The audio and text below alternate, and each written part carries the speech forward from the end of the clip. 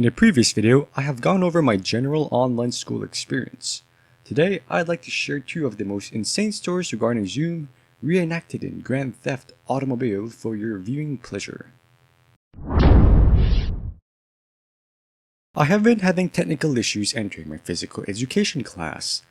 The issue was that I realized that I did not have in my possession the Zoom link anymore.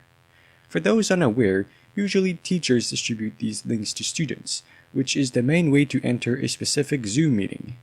What do you usually do when you have a question in a school setting? You go ask the teacher, of course. I sent an email to the teacher requesting she resend the link, and this is what I get, and I quote, "Same link, ever week." Obviously, this information is not useful to me since, well, I'm not in possession of the link, so no matter if it's the same or different link every week, this information is not helping me enter the class.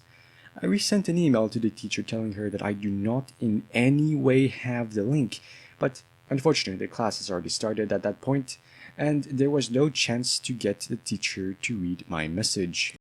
The thing that made no sense is that the teacher took time to reply, but did not take an extra 2 seconds to copy-paste the link. I mean, she's hosting the bloody Zoom session.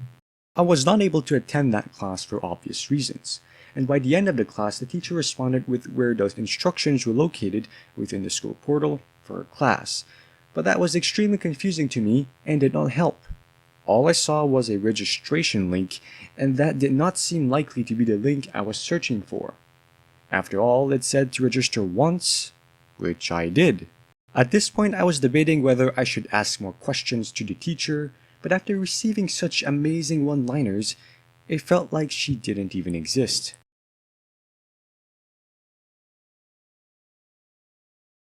The next week, 15 minutes after class started, I finally figured it out. The registration link was a form for an email scheduler. You had to enter your email address to receive the link there on a schedule every week. I did not know that, and since I do not trust Zoom for cybersecurity and privacy reasons, I obviously put a burner email to get the form out of the way. I never checked the burner email inbox, so I had no way to know that the link was sent there.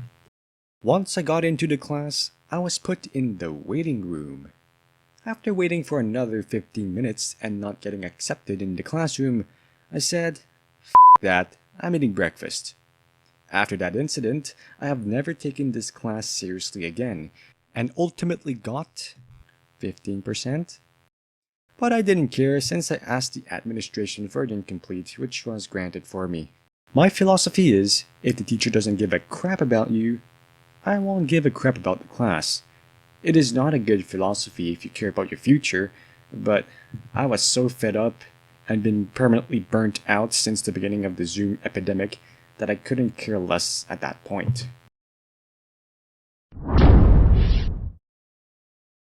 I have another Zoom story involving a kid in one of my classes.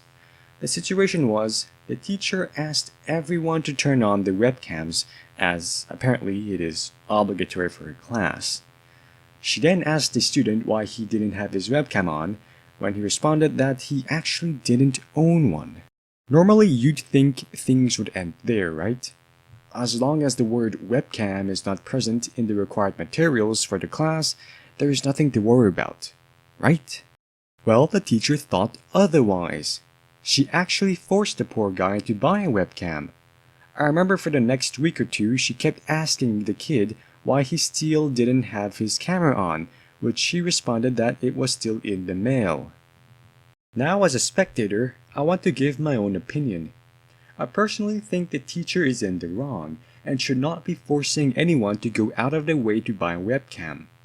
At that time, I was following the course with my laptop, which unfortunately had a camera.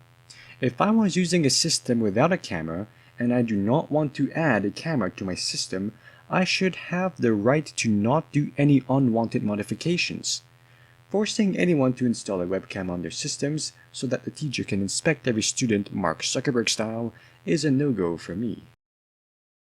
There you go, 2 interesting Zoom stories from the quarantine days.